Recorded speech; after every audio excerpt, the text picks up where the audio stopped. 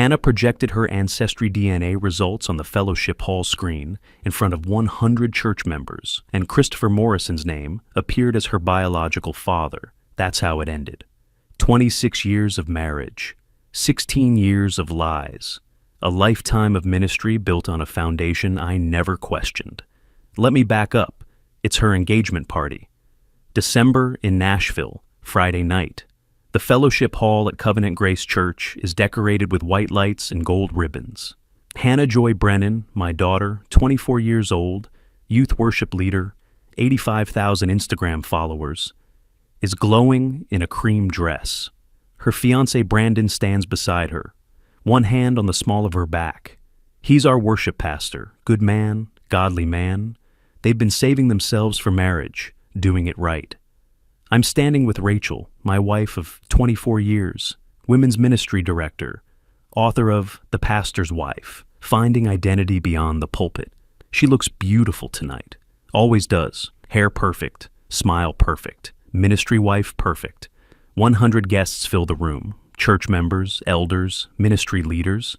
My mother's friend Maggie Foster, our church secretary for 20 years, is running the sound system. My son Elijah is greeting people at the door. He's 28, associate pastor, following in his old man's footsteps. Christopher Morrison stands near the refreshment table with his wife Catherine. He's wearing his gold cross necklace over his shirt, always does. 2 inches of 18-karat authority. He's our church elder, finance director, manages the $8 million annual budget. Been my friend for 16 years. Our families vacationed together, our kids grew up together. He's helped me renovate our house twice. Hannah's opening gifts on the small stage we use for announcements. There's a purple box with an elaborate gold ribbon, the kind of bow only gift shop employees know how to tie. This one's from Aunt Maggie, Hannah says into the microphone. Her voice echoes through the fellowship hall. The ribbon makes a soft, silky whisper as Hannah unties it. The box lid separates with that satisfying pop, like opening a new phone. She pulls out a plastic tube. It rattles when she lifts it. It's an Ancestry DNA kit, Hannah laughs. Oh my gosh, Aunt Maggie, this is perfect. Brandon and I were just talking about doing these. Maggie smiles from the sound booth. Something flickers across her face. Later, I'll understand what it was. Guilt. Or maybe relief that the truth is finally coming. Hannah holds up the instructions. It says I can scan the results right from my phone. Should I do it now? The crowd cheers. Why not? It's a party. She swabs her cheek, seals the tube, scans the barcode with her phone. It says results take 6 weeks, but she taps her screen. Wait, it's syncing with the database. It's showing... Oh, her face changes. It's showing genetic matches. Her voice is different now, smaller. People who've already tested. Rachel's hand finds mine. Her palm is damp. Hannah's fingers move across her phone. Then she picks up her laptop from the gift table. Everyone's watching her face. The room has gone completely quiet except for the sound of her typing. I can project this on the screen, she says, so everyone can see my family tree. This is so cool. No, I think, don't. But she's already connecting to the projector.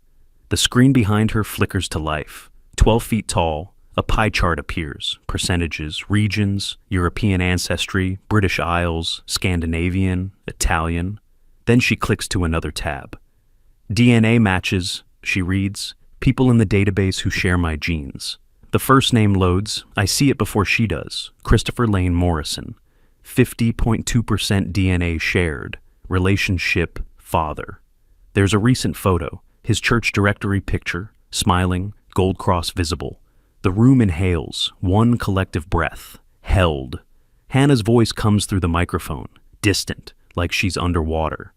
Elder Morrison, my dad's best friend, how is this? She turns to look at Rachel, at me, at Christopher. Catherine Morrison is standing next to her husband, holding a champagne glass. She's looking at the screen, at her husband's name, at the word father next to my daughter's genetic profile. The glass slips from her hand. It shatters on the fellowship hall floor. Hannah's voice cuts through the silence. Mom, what did you do? I don't remember moving, but suddenly I'm at the screen, looking up at Christopher's face projected 12 feet tall, his smile, his cross, his name, father, 50.2%. The math is simple, brutal. He's either her father or her uncle. She shares half his DNA. And Christopher doesn't have any brothers. Rachel's hand is on my arm. Thomas, please, let me explain. Not here. My voice doesn't sound like mine. It's flat, clinical. The voice I use when I'm performing, when I can't afford to feel. Elijah appears beside me, my son. His face is white. Dad, we should clear the room. He doesn't move. Elijah, now. He nods, starts ushering people toward the door. Maggie is already at the exits. She's known. I can see it in her face. She's been waiting for this. Christopher hasn't moved. He's still standing by the refreshment table. His wife has walked away from him. She's standing alone near the door, staring at him like she's seeing him for the first time. Or maybe the last. Brandon has his arms around Hannah. She's crying, not making any sound, just tears running down her face, ruining her makeup. My little girl who wore a purity ring from age 13, who built her entire identity on being the perfect pastor's daughter. The guests are leaving, quickly, quietly, but they're all pulling out their phones. By tomorrow morning, the entire congregation will know. 5,000 people. And that's just the beginning. I taught them about covenant marriage, about faithfulness, about building your house on rock instead of sand. I wrote a book about it, Covenant Marriage, 7 Pillars of Faith. It's sitting in a stack by the door, advanced copies. I was signing them tonight. The fellowship hall is almost empty now, just family, just the people who destroyed my life and apparently knew they were doing it. Christopher moves toward the door. Don't. One word. I don't raise my voice. Don't need to? He stops. Catherine, he says, his voice is shaking. I can explain. Shut up. She doesn't look at him. She's looking at me. Thomas, I'm so sorry. I didn't know. I swear to God I didn't know. Something in her face tells me she's lying, but that's a problem for later. The parking lot is cold, December wind cutting through my jacket. 50 people are still outside, standing by their cars, not leaving, watching. Christopher is trying to get into his car. His hands are shaking so badly he drops his keys. They land on the asphalt with a metallic clink. His elder seal ring taps against the car window as he fumbles with the lock. I cross the parking lot. People are filming on their phones. I don't care. Thomas, Christopher's voice. Man, let me... I grab the door before he can open it. Hold it shut. 16 years. My voice is still calm, still clinical. You've been sleeping with my wife for 16 years. It wasn't, you're my church elder, you're my friend. You sat across from me at breakfast every Tuesday morning. You helped me counsel couples. You led prayer meetings. You baptized children. He won't look at me. And you're Hannah's biological father. Thomas, I never wanted her whole life, every birthday party, every school play, every father-daughter dance. You were there, not as her father, as my friend. Did you ever think about telling me? Elijah's hand is on my shoulder. Dad, let him go. Christopher gets the car door open, yanks it hard enough that I have to release it or hurt my hand. He slides into the driver's seat. I pull out my church directory from my jacket pocket, the white spiral-bound book with 800 family photos. I'd been carrying it to show Hannah, to point out all the people who'd come to celebrate her. I throw it through his open window. It lands in his lap, falling open. The Morrison family photo on page 47. Right across from the Brennan family photo on page 46. Always together, always side by side, in every committee, every ministry team, every church event. Get out of my church, I say. His car peels out of the parking lot, but I still have the church keys. I still have access to the financial records. I still have 48 hours before I have to preach to 5,000 people who all know what just happened. It's 2 a.m, Saturday morning. We're in the living room of the pastoral residence. Hannah is on the couch with Brandon. Rachel is standing by the window. Elijah is pacing. I'm holding my book, the advanced copy of Covenant Marriage, blue leather, 320 pages of advice about staying faithful, about building trust, about forsaking all others. Rachel's handwriting is in the margins. I never read her notes before, never had a reason to look. Page 43, Chapter 3, Forsaking All Others, the Exclusivity of Covenant. Her handwriting, I'm living a lie while writing about truth. Dated March 2010. I flip through the pages, more notes. How do I teach what I don't live? God forgive me. I chose comfort over courage. Every page is a confession I was too blind to read. How long? I ask. My voice sounds hollow. Rachel turns from the window. Thomas, how long, Rachel? 16 years. The number sits in the air like poison. Hannah makes a sound, a broken little gasp. 16 years? You've been lying to us for 16 years? It wasn't supposed to happen, Rachel says. It just, don't. Hannah's voice is razor sharp. Don't you dare say it just happened. 16 years doesn't just happen. That's 5,000 days of choosing to lie. Brandon's arm tightens around her. I wanted to tell you, Rachel says. She's crying now. So many times I wanted to, but you didn't. Elijah stops pacing. His voice is tight, controlled, like mine. You let Dad counsel 300 couples about honesty in marriage. You stood next to him and smiled. You wrote a book about being a pastor's wife. You taught women's Bible study about covenant. I know. You don't know anything? Elijah's voice cracks. You don't... He stops, looks at me, then at the floor. Something's wrong. Elijah, I stand up. What aren't you saying? Dad? Elijah? He won't meet my eyes. I found out 3 months ago.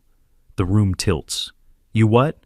I saw them, Christopher and Mom, in the parking lot after Wednesday service. They were too close. And I started noticing things. The way they looked at each other. The way he always knew where she was. I confronted Mom. She told me. 3 months? I can barely say it. You've known for 3 months.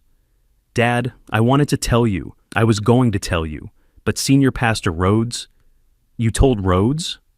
I didn't know what to do. I went to him for counsel. He said... Elijah's voice drops to a whisper. He said to stay silent, to protect the ministry. He said if the congregation found out about an elder having an affair with the senior pastor's wife, it would destroy everything. He said we had to handle it quietly. Give you time to process, give them time to end it properly. End it properly. I'm standing now. I don't remember standing. My son and my mentor decided to protect the ministry instead of telling me the truth. I'm sorry, Dad. I'm so sorry. Get out. Silence. Dad, get out. Elijah leaves. The front door closes behind him with a soft click. I look at Rachel. At this woman I've known for 28 years, married for 24. I need to see it, I say. See what? Whatever proves it started 16 years ago. Because I'm about to burn down everything we've built, and I need to know I'm burning the right thing. She's quiet for a long moment, then she nods. Your office, she says. The storage room, there's a folder, marriage retreat, 2009. Hannah's head comes up. The marriage retreat? The one Dad organized? Rachel nods. Oh my God! Hannah starts to laugh. It's not a happy sound. Oh my God, that's where it started, at a Christian marriage conference.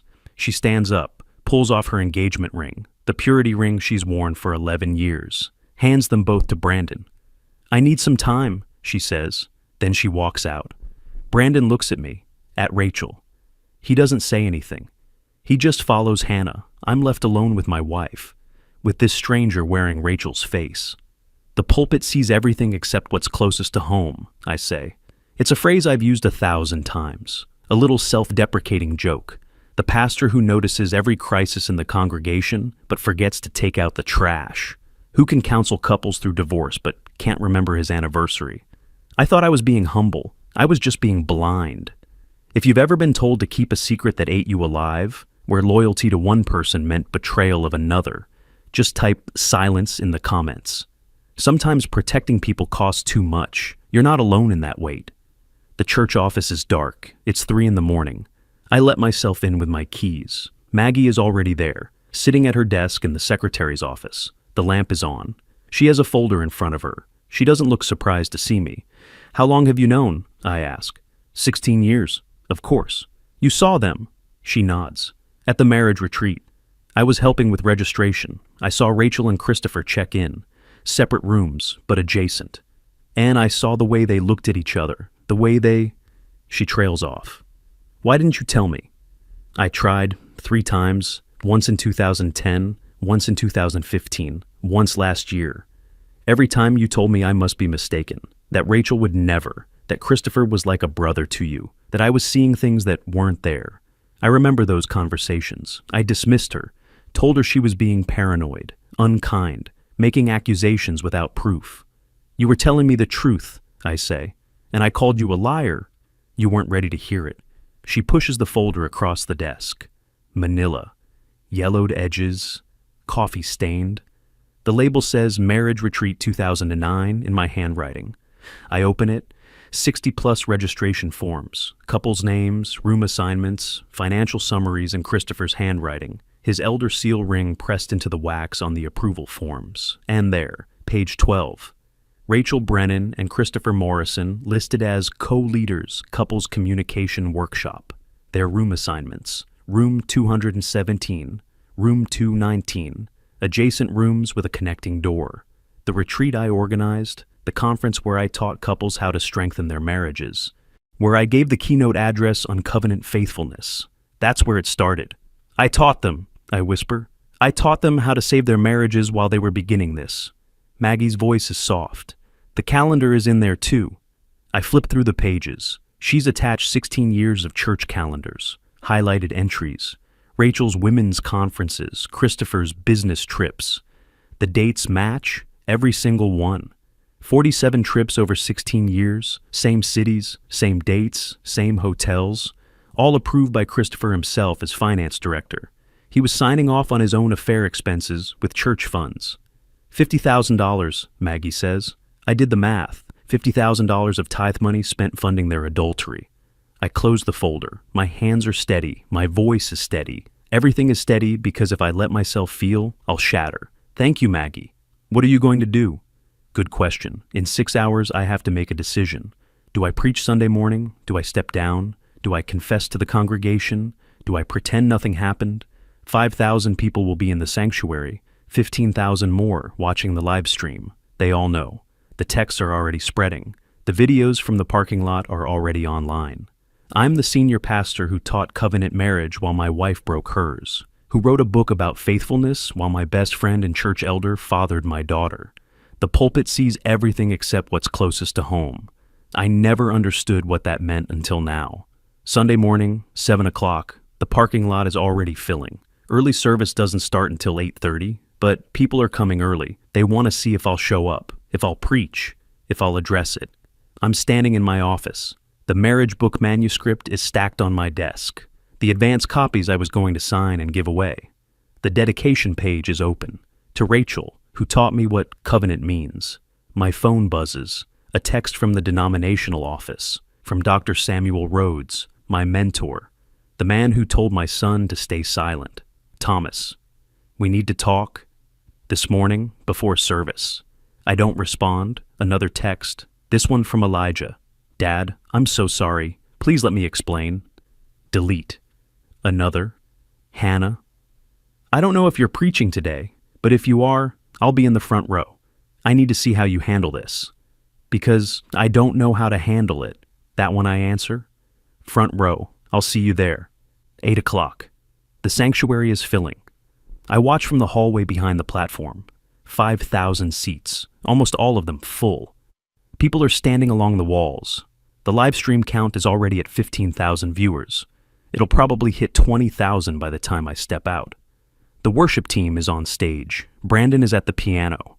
He looks exhausted. Hannah is in the front row, not in her usual spot on the worship team, just sitting, staring at the empty pulpit. Elijah is in the pastor's chair on the platform. He won't look at me. Maggie is at the sound booth. She gives me a small nod. Catherine Morrison is in the sanctuary. Sitting alone in the third row, the seat next to her, Christopher's usual spot, is empty. Everyone can see it, the absence. Rachel is not here. I told her to stay home. 8:25. The worship team finishes the last song. Brandon transitions to the sermon. And now, Senior Pastor Thomas Brennan. 5,000 faces turn toward me. 15,000 people watch through their screens. I walk to the pulpit. My hands grip the edges. The same pulpit I've preached from for 26 years. The same wood worn smooth by my fingers. I should have a sermon ready. I don't. I should have prepared something. I didn't. All I have is the truth. Before we begin, I say, I need to say something about Friday night. You could hear a pin drop. Most of you know what happened at my daughter's engagement party. Those of you who weren't there have probably seen the videos or heard the stories. I pause. Look out at the congregation, at faces I've known for decades, marriages I've counseled, babies I've baptized, funerals I've led. I've preached to you for 26 years about covenant marriage, about faithfulness, about building your life on truth instead of lies. Catherine Morrison is crying quietly in the third row. Hannah is staring at me, waiting. And I've spent the last 48 hours discovering that while I was preaching those sermons, my own marriage was being destroyed. While I was counseling you to stay faithful, my wife was breaking faith. While I was teaching covenant, one of your elders, my friend, was fathering my daughter. Someone gasps. Most of them already knew, but hearing me say it out loud makes it real. I stand before you this morning as a man who taught you to see clearly while I was blind, who wrote about covenant while mine was breaking, who preached grace while refusing to believe I might need it. I grip the pulpit tighter. The pulpit sees everything except what's closest to home.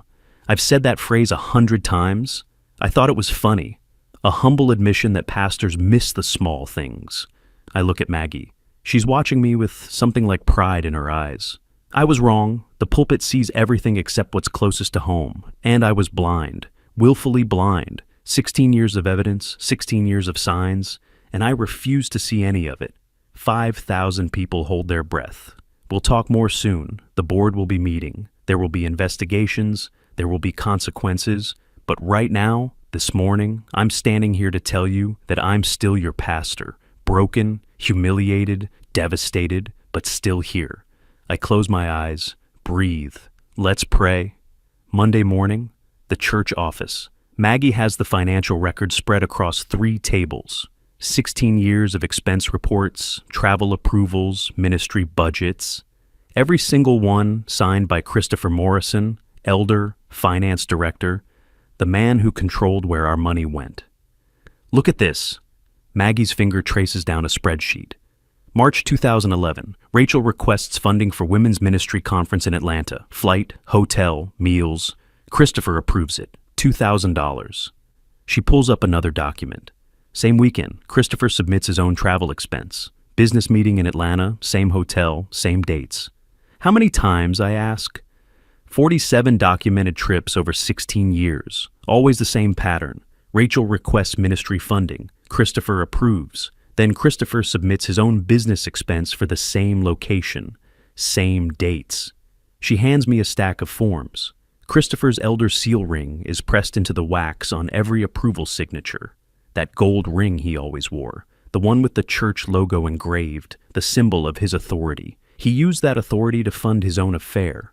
The total, I ask, $50,218, give or take.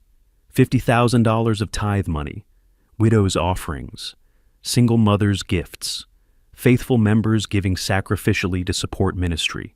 Used to pay for hotel rooms where my wife and my friend betrayed me. The accountant needs to see this, I say. Already called him. He's coming in at 2. I flip through more documents.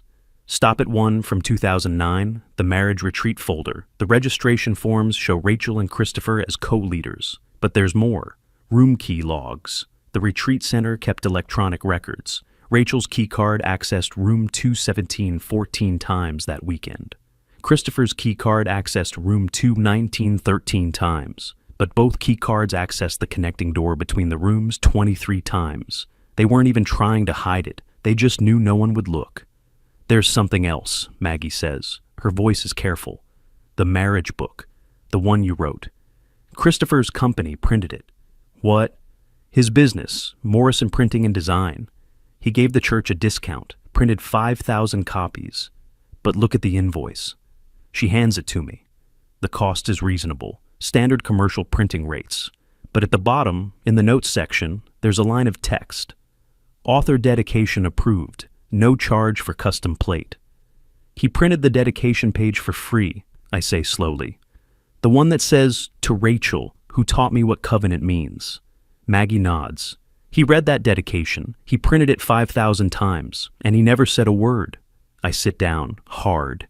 The chair creaks under my weight. He attended the book launch, I say.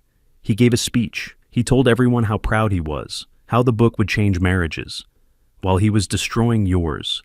The accountant arrives. We spend 3 hours going through the records. By the time we're done, he's pale. Pastor Brennan, he says, this is embezzlement. Church funds used for personal expenses. The board needs to know. The denomination needs to know. And honestly, the police might need to know. Let's start with the board, I say. He nods, starts packing up the documents. My phone rings. It's Hannah. Dad, I need to see you, now. She's waiting at the house, the pastoral residence. It's technically church property. Rachel and I have lived here for 22 years, raised our kids here. Hannah is in the living room. The wedding planning binder is open on the coffee table, white leather, 3 inches thick, 400 pages of perfect plans. February 14th. Valentine's Day. 400 guests, the church's historic chapel. Reception in the fellowship hall. Flowers, music, dress. Everything planned down to the minute. Brandon is with her. He looks like he hasn't slept. Is it true? Hannah asks. About the money? How did you? Elijah told me. $50,000. Christopher used church money to fund the affair. I nod. She stands up, starts pacing. Her hands are shaking. I've been going through photos, she says. Childhood photos, birthday parties, school events, church picnics. He's in everything, Dad. Every single thing. Not as my father, as your friend, as our family friend. She pulls out her phone, scrolls through pictures, stops on one, holds it out to me. It's Hannah's 4th birthday party. She's wearing a pink dress, blowing out candles. Christopher is in the background, smiling, watching her. I never noticed before, Hannah says. He's in the background of 43 photos from my childhood. Just there, always there, watching. She scrolls to another photo. Hannah at 8, playing soccer. Christopher on the sideline. Another. Hannah at 13, church youth group. Christopher chaperoning. Another. Hannah at 16, leading worship for the first time. Christopher in the front row. He came to my high school graduation, she says. My college graduation. My first day at the church office when I started as youth worship leader. He was always there. Hannah! And Mom knew. She knew the whole time. She watched him show up for everything. She watched me call you Dad. She watched me write about you in my Instagram posts. 85,000 followers. I've posted about you hundreds of times. My dad, the pastor. My dad who taught me about faith. My dad who showed me what a godly man looks like. Her voice cracks. And every single post was a lie. It wasn't a lie, I say. I am your father. DNA doesn't... Don't. She holds up her hand. Don't do the biology doesn't matter speech. Not yet. I need to be angry first. Brandon puts his arm around her. She leans into him, then pulls away. The wedding, she says. I don't know if we can still have it. Not at the church. Not with everyone knowing. Not with Christopher's biological daughter getting married by her not biological father, while her biological father watches from wherever the hell he is now. Hannah! She picks up the wedding binder, holds it for a moment, then throws it at the wall. 400 pages scatter, fabric samples tear loose, pins scatter across the floor. The sound echoes through the room. I wore a purity ring for 11 years, she says. Her voice is shaking. From age 13 to age 24, because you taught me that my body was a temple, that sex was sacred, that marriage was holy, that I should save myself. She pulls out her church directory from her bag, flips it open to a specific page, shows me. It's the women's ministry section. Rachel is listed as director. Under her photo, it lists the classes she teaches. One of them is highlighted in pink marker. Song of Solomon, Biblical Perspectives on Marital Desire and Intimacy. Hannah's voice is ice. She taught a class about sexual desire and marriage while she was sleeping with Christopher. She stood in front of 200 women and taught from Song of Solomon. I was in that class, Dad. I took notes. I wrote about how beautiful it was that Mom could talk so openly about desire in a godly marriage. She opens Rachel's pink Bible, the one I've seen her carry for 8 years. Pink leather, worn soft from daily reading, ribbons marking favorite passages. One ribbon is at Song of Solomon. Hannah opens to that page, points at the margin. There, in Rachel's handwriting, CLM. Christopher Lane Morrison. She taught that class in 2019, Hannah says. 6 years into the affair, she stood in front of me, her daughter who was wearing a purity ring she gave me, and taught about desire, using the book she'd marked up with her lover's initials. She closes the Bible, sets it on the table, looks at me. I wore that ring because you taught me my worth wasn't in my body, that I was valuable because I was made in God's image. That purity was about honoring myself and my future husband. She stops, takes a breath. So I need you to answer something, honestly. The woman who taught me all that, the woman who put that ring on my finger at my dedication ceremony. Whose temple was her body, Dad? Because it sure as hell wasn't God's. The question sits between us like a knife. Brandon clears his throat. Hannah, maybe we should... No. She doesn't take her eyes off me. I need him to answer. Because if he can't answer that, then I don't know what I believe anymore. I don't know if any of it was real. The purity, the faith, the family. If she could lie about this for 16 years, what else was a lie? Hannah, my voice is quiet. Nothing your mother did, or didn't do, changes what I taught you. Your worth isn't determined by her actions, or mine, or Christopher's. Your worth is inherent, always has been. But you didn't see it, she says. You didn't see any of it. You taught me to see clearly while you were blind. You wrote a book about covenant while yours was breaking. How am I supposed to trust anything you taught me? I don't know, I say. And it's the truth, the most honest thing I've said in days. I don't know, Hannah. I don't know what's real anymore either. She nods slowly, picks up her purse. The wedding binder pages are still scattered on the floor. Neither of us moves to pick them up. Brandon and I are going to take some time, she says. Figure out what we want to do about the wedding, about everything.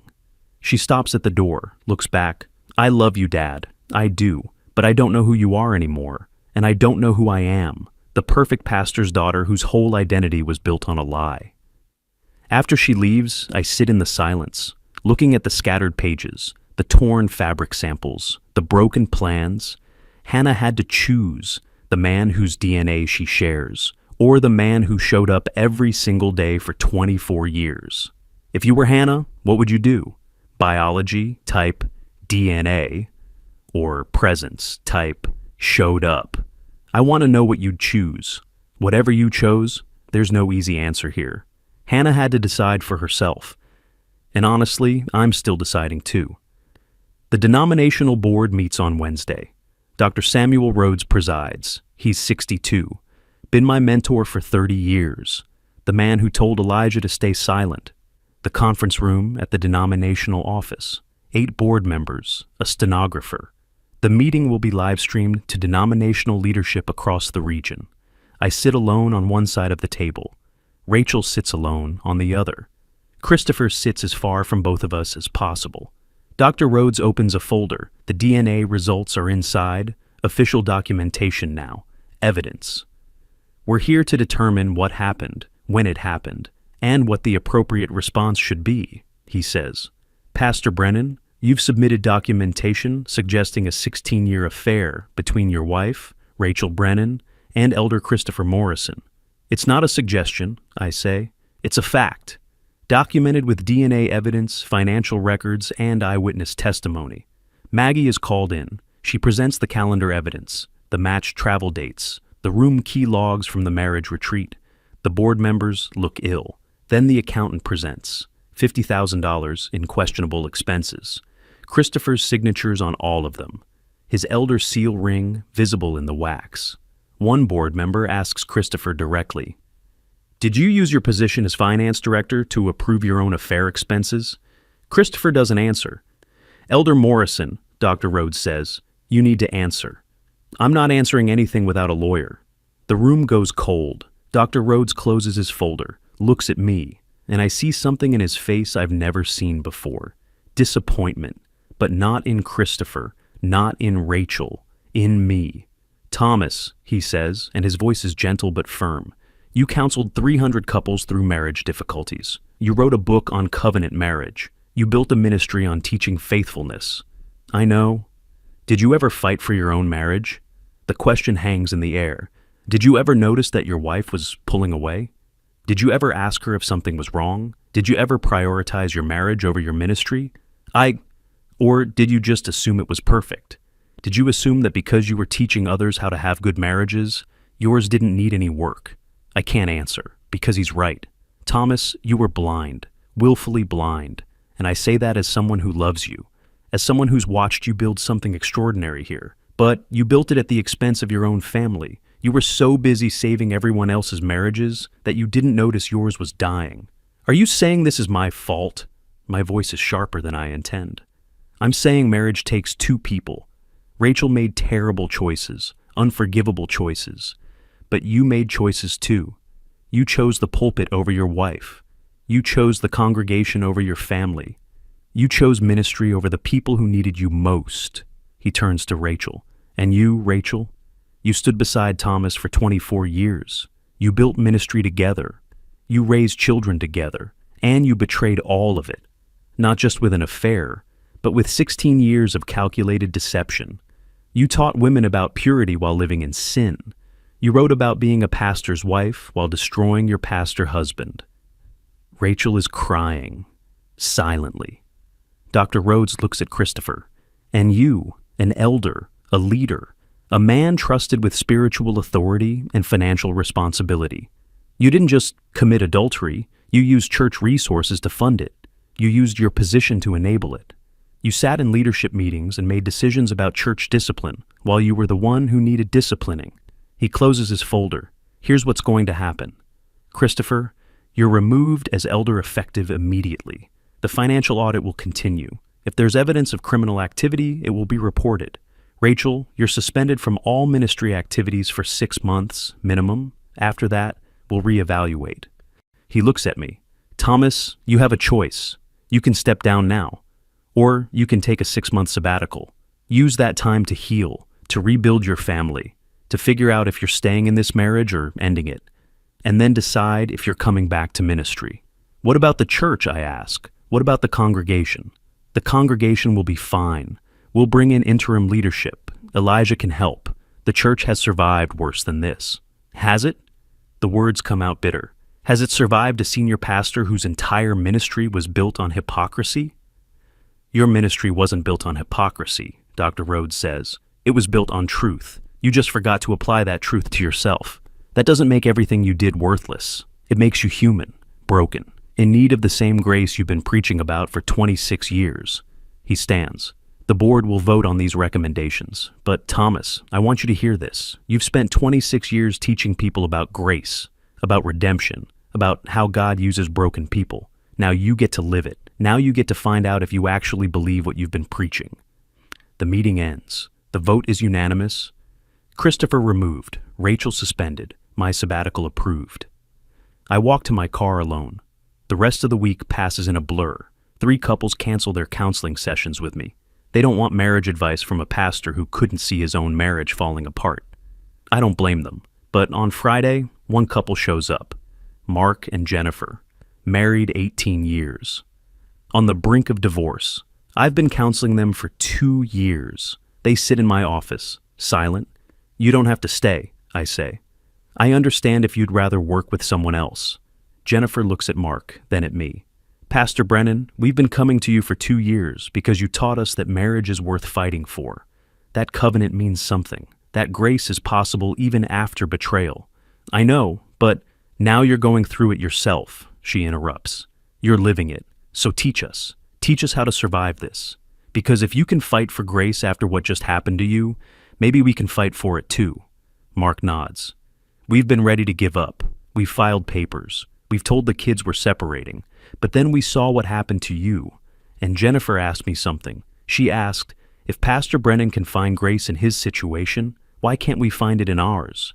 Jennifer stops packing her things, the box of tissues, the frame photos she was going to take home. So teach us, she says, not as someone who has all the answers, as someone who's learning them right now.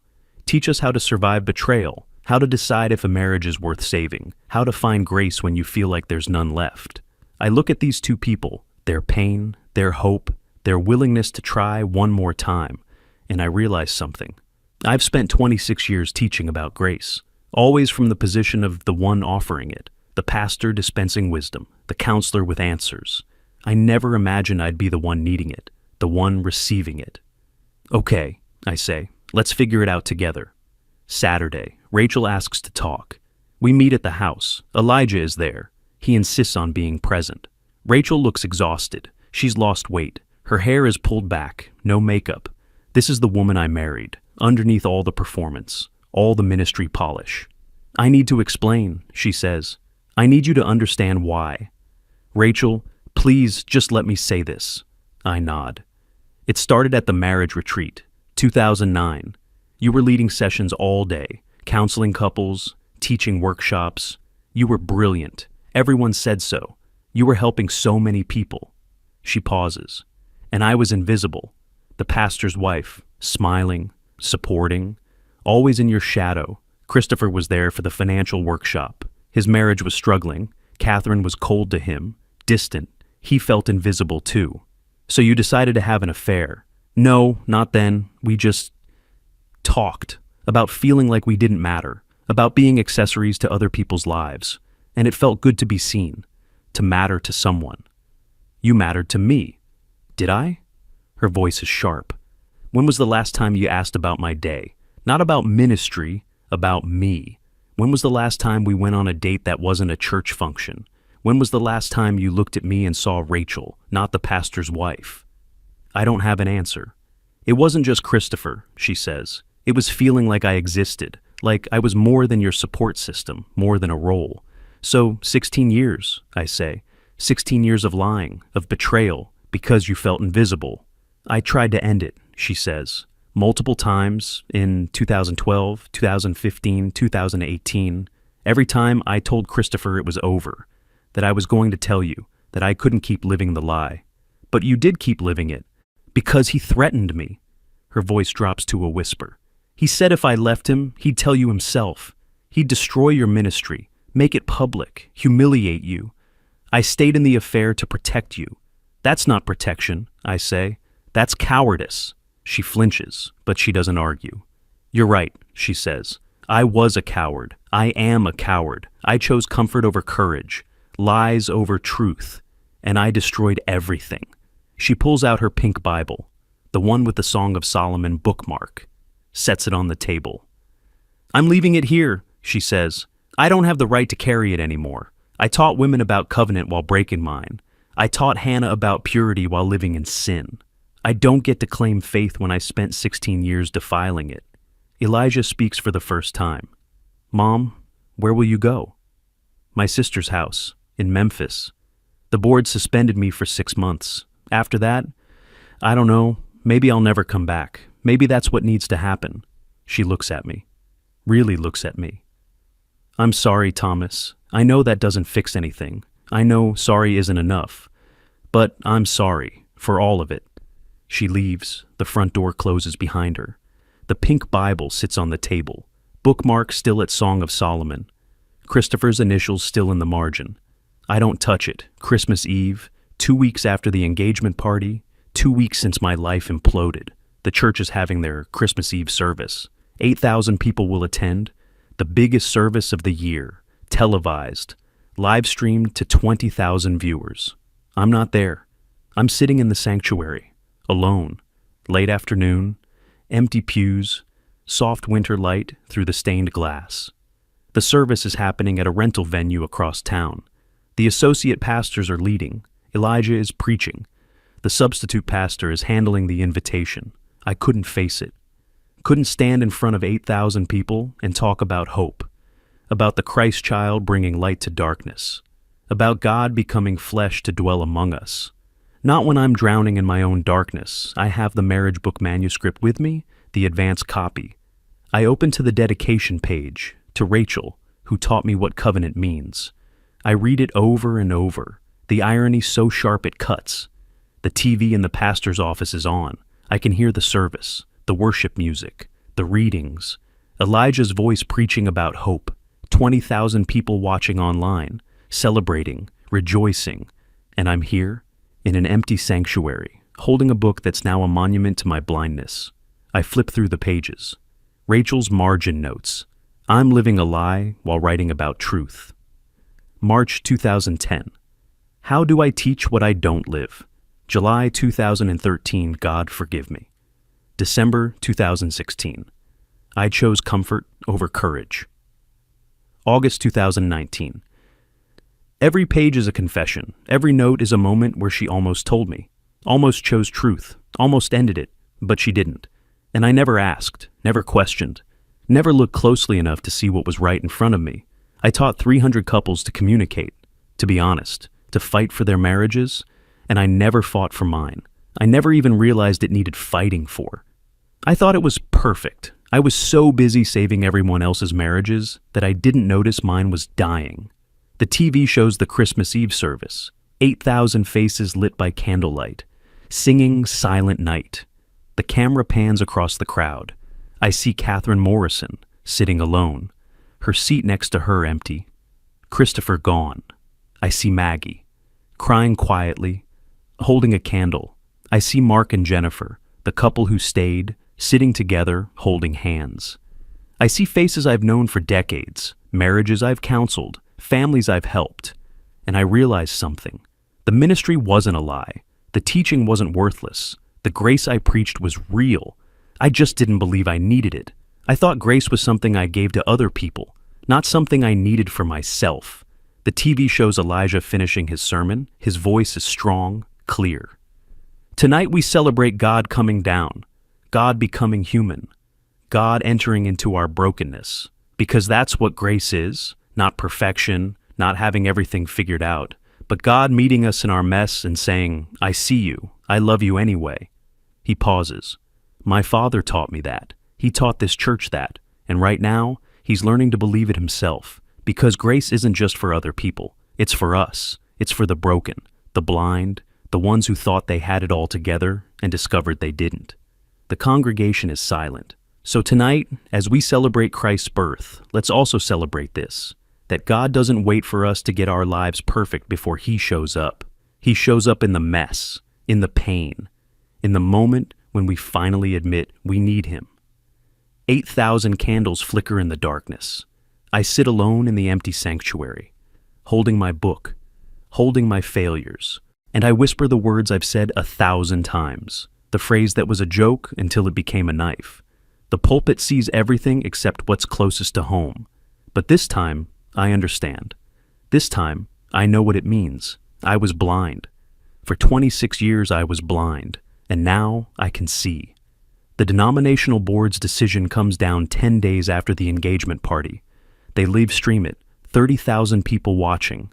Dr. Rhodes reads the findings. His voice is formal, legal. After reviewing financial records, DNA evidence, and testimony from multiple witnesses, the board has reached the following conclusions. I'm not there. I'm watching from home, on my laptop, like everyone else. Christopher Lane Morrison is removed from his position as church elder, effective immediately. His access to church finances is revoked. A full forensic audit will be conducted. If criminal activity is discovered, it will be reported to authorities. The camera shows Christopher sitting alone. His wife isn't with him. Rachel Marie Brennan is suspended from all ministry activities for a minimum of 6 months. After that period, reinstatement will be contingent on counseling and restoration processes. Thomas Edward Brennan is granted a 6-month sabbatical. During this time, he will focus on personal healing and family restoration. His return to pastoral duties will be evaluated at the end of the sabbatical period. Dr. Rhodes looks directly into the camera. We also want to acknowledge that Covenant Grace Church has been a beacon of faith for 26 years under Pastor Brennan's leadership. His failure in his personal life does not erase the truth he taught, but it does remind us that all of us, leaders and members alike, are in need of the grace we preach. The board meeting continues. Questions, procedures, legal language. Then Christopher stands to leave. Catherine stands too, but she doesn't follow him. She walks to the microphone. I have something to say. The room goes silent. My name is Catherine Morrison. I've been married to Christopher for 28 years. I've known about this affair for 8 years. Gasps. I found emails in 2017, texts, evidence. I confronted him. He promised to end it. He didn't. I stayed anyway, because I was afraid. Of the scandal, of losing my position in the church, of being judged. Her voice is shaking but clear. I'm done being afraid. I'm filing for divorce. I should have done it 8 years ago. I should have protected Hannah, Elijah, Thomas. I should have told the truth. I didn't. And I'm sorry. She looks at the camera, at me, watching from home. Thomas, I'm sorry. I was a coward, just like Rachel, just like Christopher. We all chose comfort over truth. And you paid the price. She walks out. Christopher tries to follow her, calls her name. She doesn't turn around. The security guard steps forward, holds out his hand. Elder Morrison, I need the ring. Christopher looks confused, then realizes. The elder seal ring, the gold signet with the church logo, the symbol of his authority. No. Sir, the board has voted. You need to return church property. It's my ring. I earned it. You didn't earn it, the security guard says quietly. It was given to you, in trust, and you broke that trust. Christopher looks at the ring, at the camera, at the 30,000 people watching him be stripped of everything. He tries to pull it off. His hands are shaking. The ring won't move. It's been on his finger for 17 years. There's an indentation in the skin where it's worn a groove. Finally, it comes free. He hands it to the security guard. The metal catches the light one last time. Then it's gone. 2 days later, I get a call from Elijah.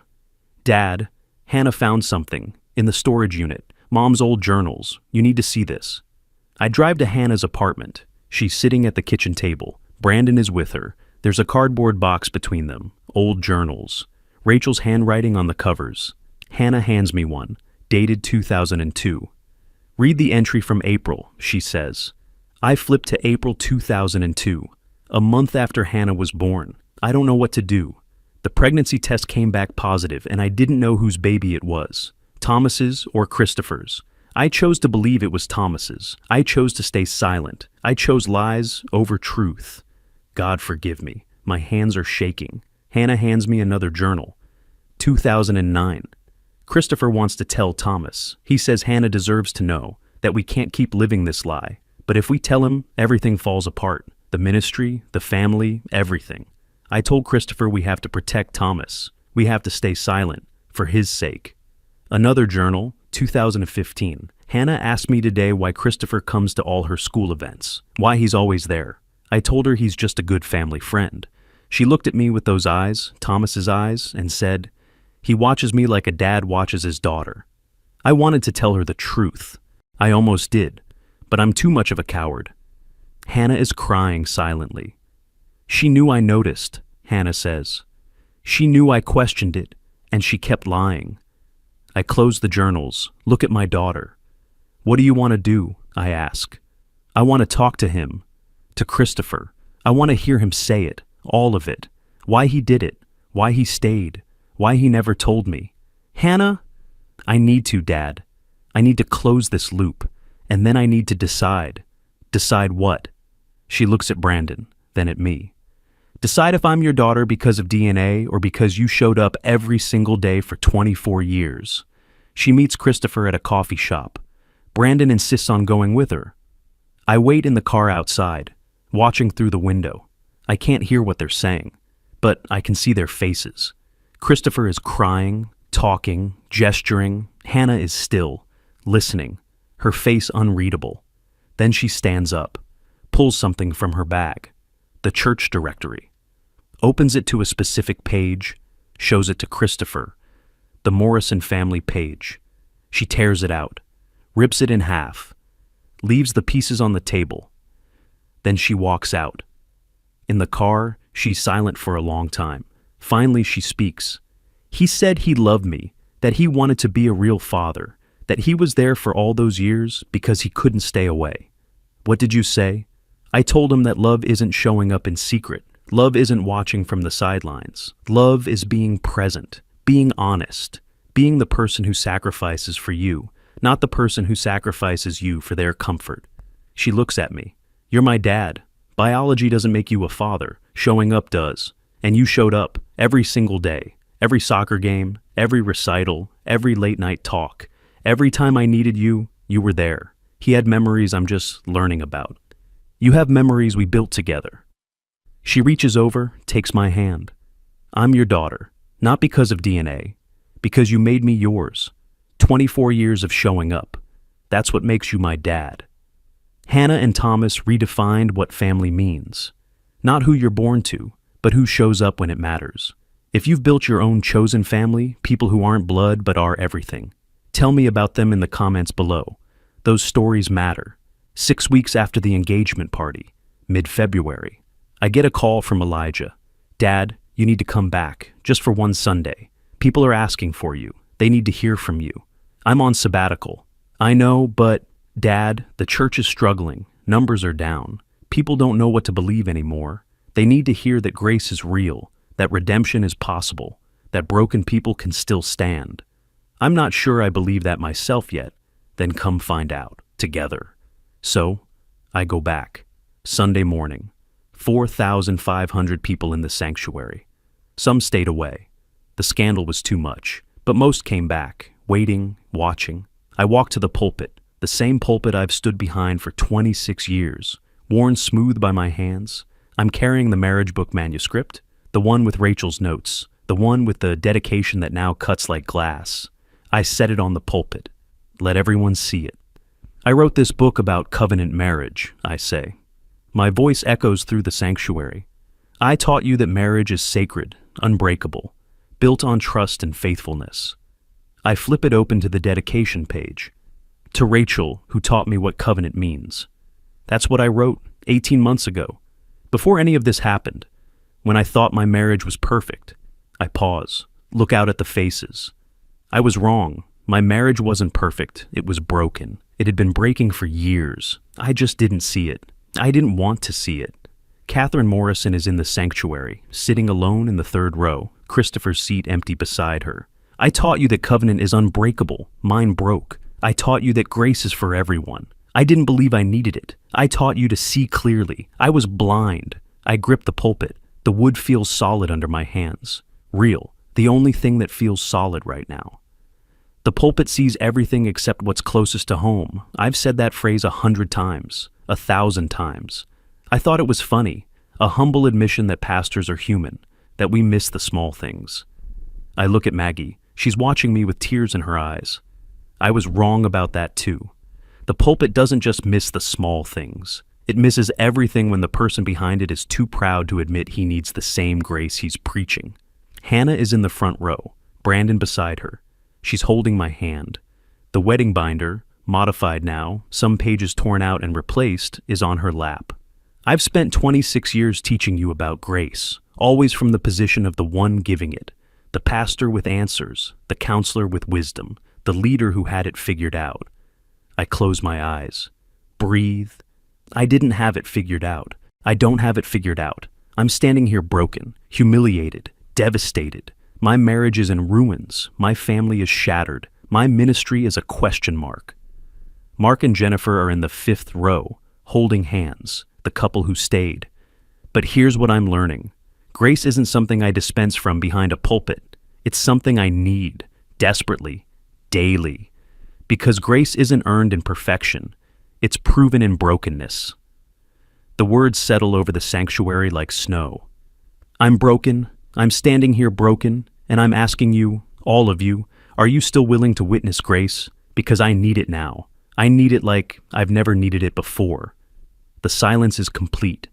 Then someone stands up. Mark. The man whose marriage was falling apart. The man I counseled for 2 years. He starts clapping. Jennifer stands, joins him. Then another person. Another. 4,500 people rise to their feet. The sound is overwhelming. I stand at the pulpit, holding my broken book, holding my broken life. And for the first time in 6 weeks, I feel something besides pain. I feel hope. The sermon goes viral. Someone recorded it on their phone, posted it online. Within a week, 2 million views. Not because it was polished, not because it was perfect, because it was true. Comments flood in. I needed to hear this. I've been hiding my own brokenness for years. Grace isn't just for other people. Thank you for showing us that. My pastor pretended to be perfect. You admitted you're not. That makes all the difference. The video spreads. News outlets pick it up. Megachurch pastor admits failure. Congregation responds with grace. Hannah posts about it on Instagram. Her 85,000 followers become 90,000, 100,000. People are hungry for honesty, for leaders who admit they're human. She writes a blog post. Finding identity beyond DNA, what my father taught me about love. It gets shared 50,000 times. She writes about purity culture, about being taught her worth was in her virginity, about discovering her real worth was in being loved unconditionally, about choosing presence over biology. The post goes viral too. Churches reach out, pastors call, people who've experienced paternity fraud, people who've been betrayed, people who've been lied to for decades. They all want to know the same thing. How do you survive this? How do you find grace in the wreckage? I don't have all the answers, but I'm learning them. Valentine's Day. 2.5 months after the engagement party. The day Hannah and Brandon were supposed to get married in the church's historic chapel with 400 guests. They changed the plans. Outdoor garden venue. 200 guests. Some stayed away. The scandal was too much, but the people who matter are here. Hannah is wearing her dress. White, simple, beautiful. She's carrying a bouquet and Rachel's pink Bible. Something old, she said. Not forgiveness yet, but acknowledgement that it's complicated. Rachel isn't here. She sent a letter. Hannah read it privately. Hasn't shared what it said. I'm wearing my pastoral stole, the symbol of my office, my calling. Hannah asked me to wear it. You're still my pastor, she said. You're still my dad. I want both of you to walk me down that aisle. Catherine Morrison is here, sitting with Maggie. She filed for divorce. It's final now. She's starting over. 50 years old, building a new life. Christopher isn't here. There's a restraining order. He's not allowed within 500 feet of Hannah. His choice to respect it or face legal consequences. Elijah is officiating. My son. The one who kept the secret. We've talked. We're working through it. It's not fixed yet, but we're trying. Dr. Rhodes is here, in the second row. He nods at me as I take my place at the head of the aisle. The music starts. Hannah takes my arm. Ready? I ask. Yeah. She squeezes my arm. Thanks for showing up, Dad. Always. We walk down the aisle, 200 faces watching. Half of them know the whole story. The other half heard pieces.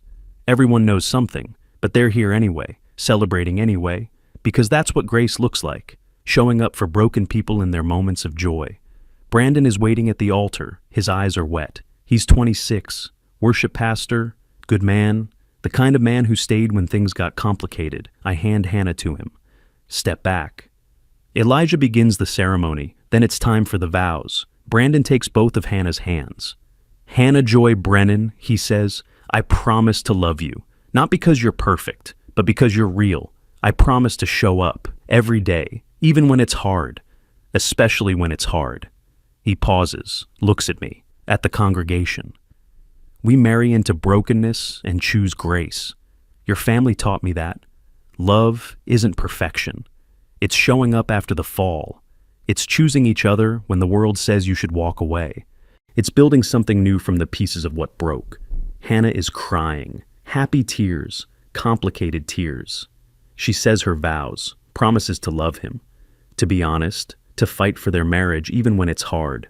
Elijah pronounces them married. They kiss. The congregation cheers. As they walk back down the aisle, I catch Hannah's eye. She mouths 2 words, thank you. 400 guests who didn't come missed that moment, missed the beauty in the brokenness, missed the proof that grace is real. Their loss. 18 months later, July 2027, hot Nashville summer. I'm back at Covenant Grace Church. My sabbatical ended after 6 months. I came back part-time. Now I'm full-time again. The congregation is 6,000 now, bigger than before. The viral sermon brought people, broken people, people who'd given up on church because church seemed to only want perfect people.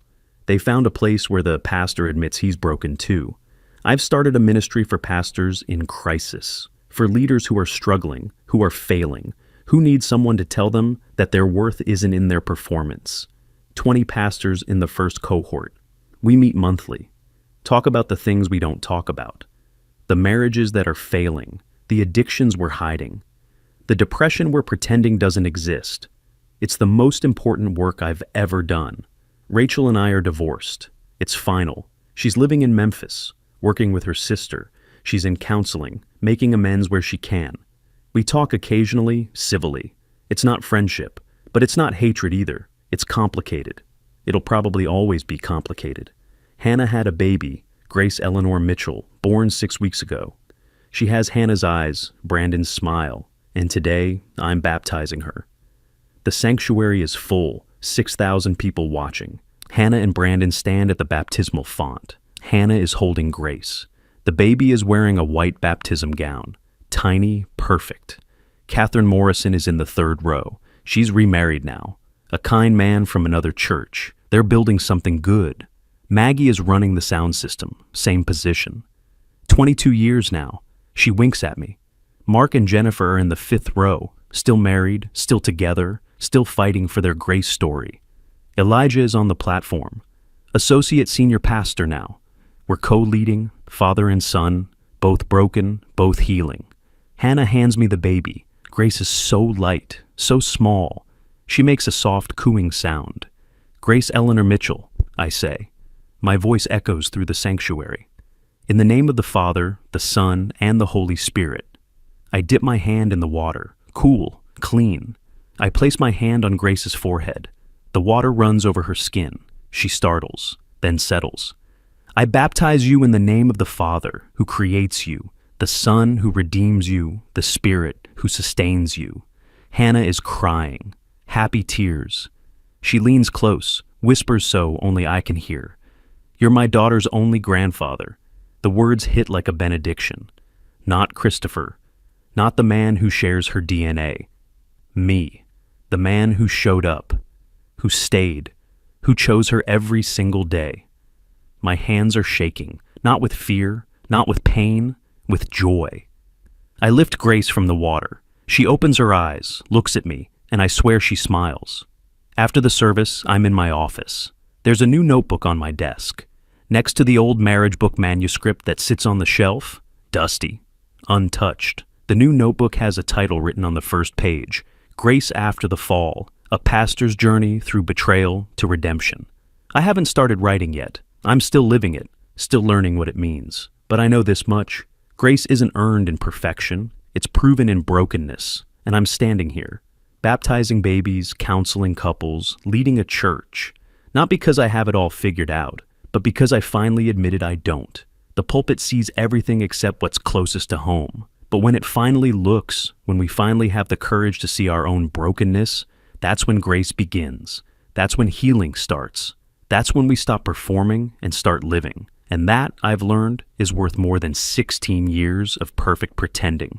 I close the notebook, look out the window at the church parking lot, filling up for evening service. 6,000 people, coming to hear a broken pastor preach about a gracious God.